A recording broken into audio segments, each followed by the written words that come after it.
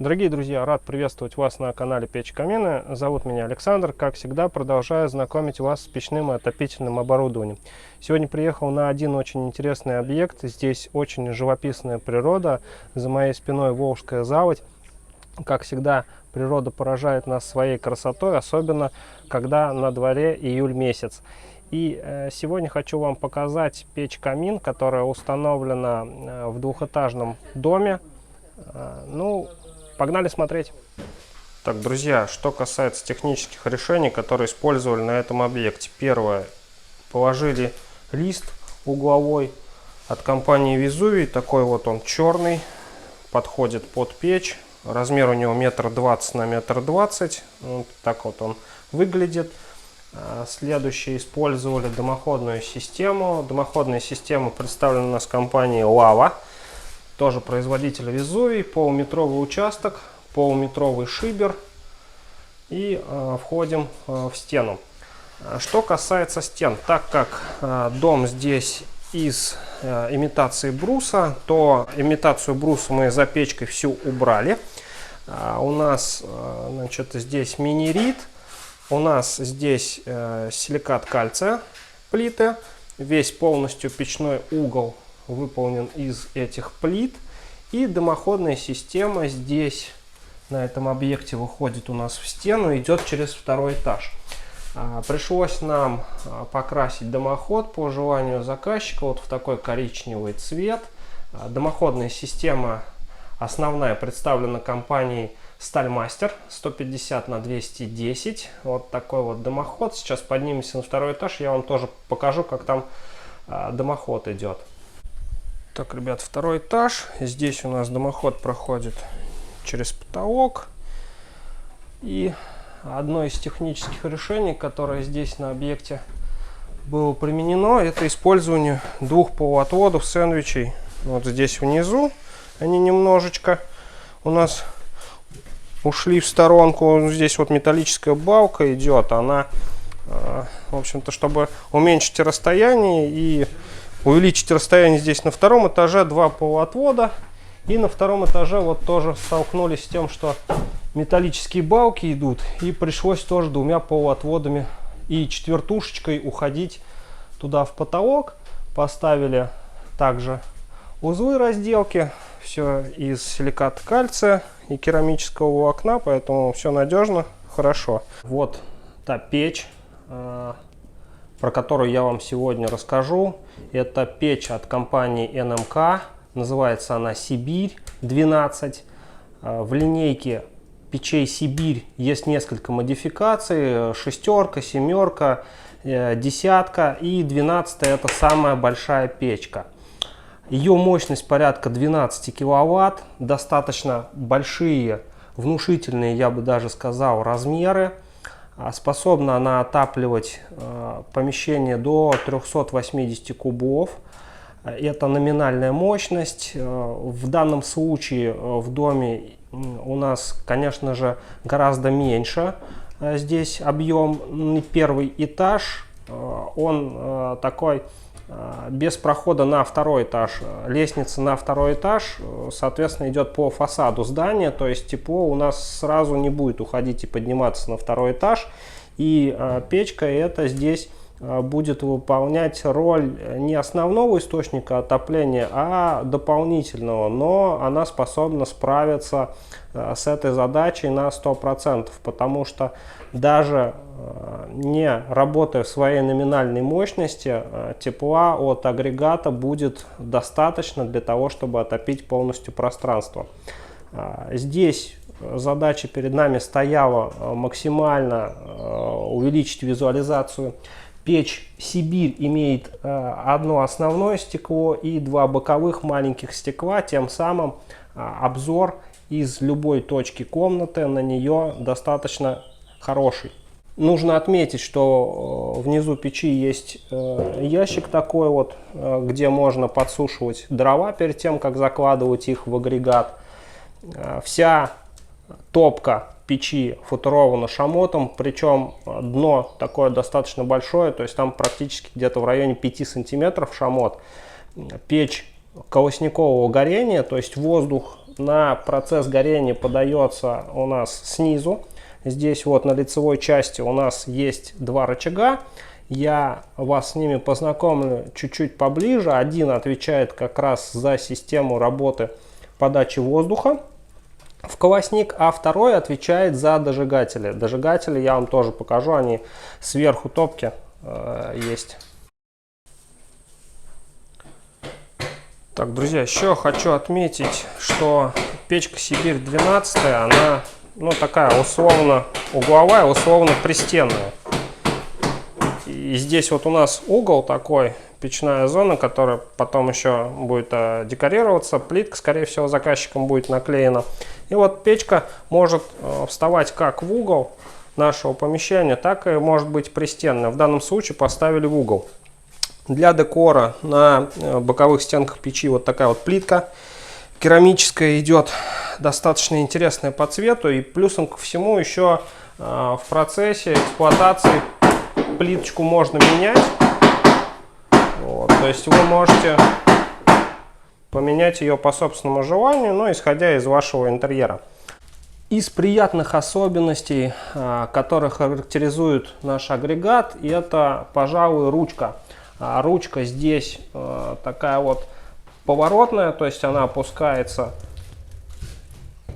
и закрывает. Закрывает достаточно плотно. На многих печах мы сталкивались с тем, что дверка прижимается не плотно, и ручка такая, так скажем, не совсем удобная, либо она клинит в процессе потом топки печи, когда заказчик эксплуатирует ее длительное время. Ну, к примеру, там часа 3-4 мы потопили, и в некоторых печах ручка достаточно плохо открывалась.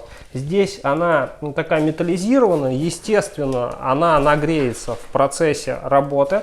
То есть лучше всего запастись перчаткой и открывать дверку уже непосредственно в перчатке, потому что где-то через 1,5 часа топки ручка 100% нагреется. Но я вам это покажу, мы пирометром с вами померяем ее. На лицевой части нашей печи есть также такой каминный бык, это отбойник, чтобы дрова у нас не сваливались на стекло и не подкапчивали его. Также воздух для системы чистое стекло подается сверху по всей площади стекла, также чтобы оно не коптилось. Вот, собственно говоря, сейчас, пока мы топим нашу печку, прошло не так много времени, где-то, наверное, минут 20 после растопки, и стекло у нас пока чистое, но процесс горения достаточно интенсивно идет. В первые же минуты после розжига начала обгорать краска, произошел процесс полимеризации, сейчас уже практически не видно поддымлений на краске, но еще в процессе топки краска закрепится. Шамот, естественно, сразу подкоптился, но пока температура у нас в топке недостаточная для того, чтобы он очистился.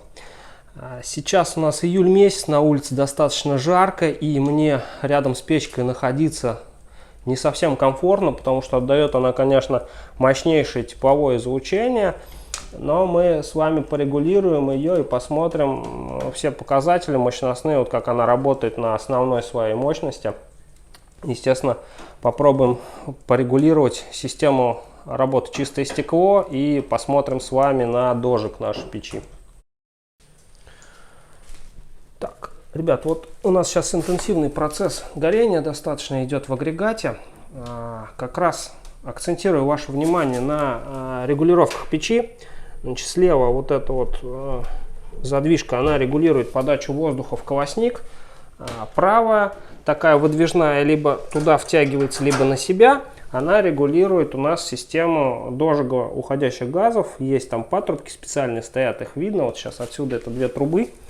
Вот, через них подается уже разогретый воздух на дожиг.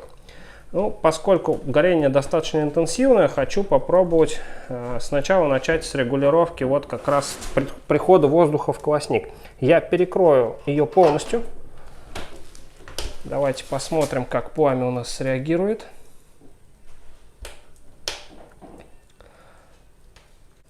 Немножко уменьшилась у нас интенсивность горения, но топка продолжает еще интенсивно достаточно гореть. Давайте наш регулятор, вот этот вот второй, тоже прижмем.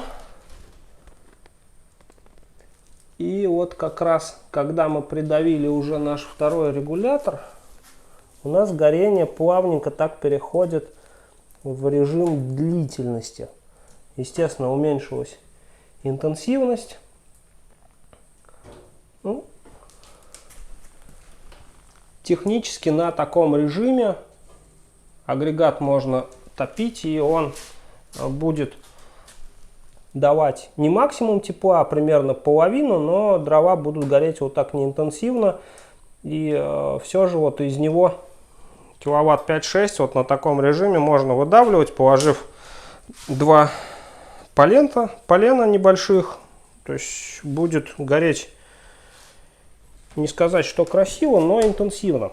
Сейчас попробую я открыть подачу воздуха в колосник. Сейчас посмотрим. Ручку я снова перевел в интенсивность. Естественно, сразу же у нас активизировалась топка. Начала интенсивненько гореть. Воздух поступил, но я все же хочу добиться работы именно дожигателей, поэтому сейчас попробую ее в среднее положение перевести и открыть дожиг. Дожигатели так работают интенсивненько, но пока все равно незаметно. Того эффекта, которого хотелось бы достичь, его пока нету. Но я думаю, сейчас мы исправим это положение, немножечко еще ее разгоним, и, возможно, дожигатели у нас за... Так, ребят, вот сейчас вам хочу показать. У меня задвижечка, та, которая под колосник подает, полностью задвинута. Сейчас вот такое вот интенсивное достаточно горение идет. Попробую я порегулировать систему чистое стекло и дожигом. Придавлю дожиг. Видно, как пламя прямо обтекает зуб отбойник. Достаточно хорошо видно. И если подавать воздух в агрегат резко, то видно, как заработали дожигатели. Их видно очень хорошо сверху. Ну, сейчас день, конечно, немножко отсвечивает, но в целом я думаю, что картинку полноценно должно передать. И вот резко мы перестаем подавать воздух в агрегат. И видно, как реагирует у нас топка на управление. Вот с такого положения неинтенсивного горения можно сразу же ее перевести в интенсив одним вот этим вот регулятором. Добавляем воздуха и сразу же активное горение. Достаточно спокойное сейчас горение идет. И вот как раз работает дожиг. Обратите внимание, что я практически прижал топку. И дрова у нас вот сейчас в таком свободном горении, не интенсивном. Топка работает практически на минималках, но работает чисто. При таком большом стекле это очень хороший показатель, что у нас не закоптилось стекло. Это значит, что система чистое стекло именно работает как надо. Ну и плюс мы дровишки не ложим так близко к стеклу. Обратите внимание, шамот в топливной камере очистился в некоторых местах. Это значит, что там очень высокая температура. Когда очень высокая температура, очень хорошо видно, как догорают газы. И из дожигателя вот сверху, там очень хорошо видно. Пожалуй, вот это один из моих любимых таких режимов горения, когда можно отрегулировать, настроить его, когда топка горит не так хаотично, при этом она все еще продолжает отдавать большое количество тепла.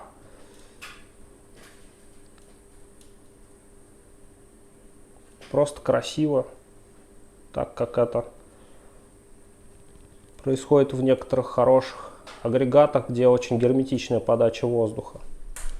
Друзья, 1,5 часа прошло с момента того, как мы топим наш камин, и я хотел бы вам показать температуру. Ну, первое, что это температура крышки верхней в районе 200 градусов, 203 даже по трубе 300 и более. Вот, где угол, нагружаемое место уже 220, и там дальше уже пошла температура на убыль. Так, давайте посмотрим с вами на разогрев боковых стенок. 180 градусов сверху, 105 уже в середине, и нижняя наша плиточка уже в районе 40 градусов. На пол переходим с вами.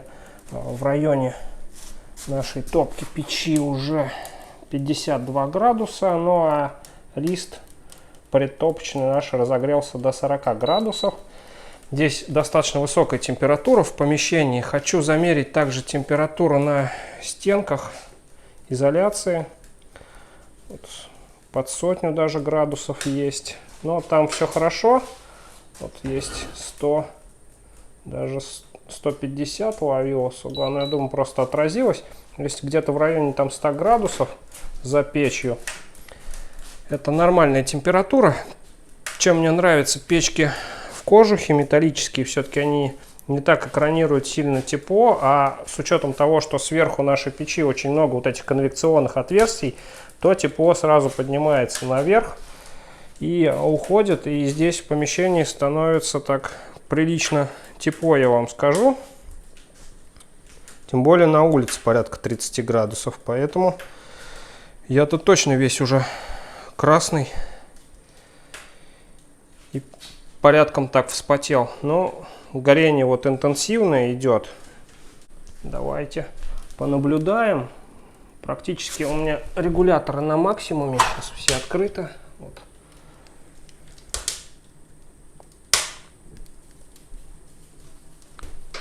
Вот так печка работает, когда она выведена на максимум.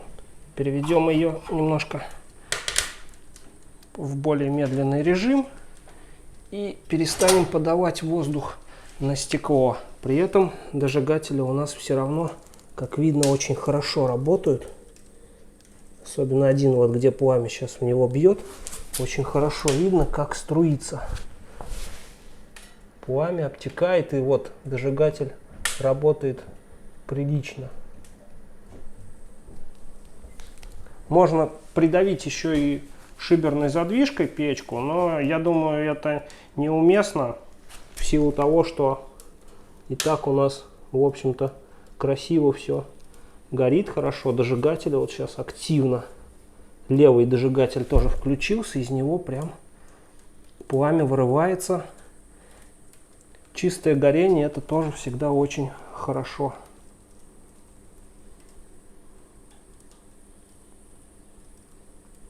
Очень интересно наблюдать, когда вот именно печка в таких режимах показывает всю красоту игры огня. Вот регуляторы свое дело делают, медленно, интенсивно, красиво, короче говоря. Разогрелась уже ручка у меня на печке. Я уже до нее дотрагиваться практически не могу. Открывал уже, либо наматывал, она очень горячая сейчас стала. Вот такая вот красота. Ну что ж, друзья, на этом я завершаю свой обзор. Если вам нужна печь-камин, обращайтесь к нам в магазин. Мы обязательно подберем вам нужное оборудование, составим смету. Все ссылки на магазин, на данную печь-камин я оставлю под видео. Как всегда, не забываем подписываться, ставить палец вверх и ждать новые интересные видео.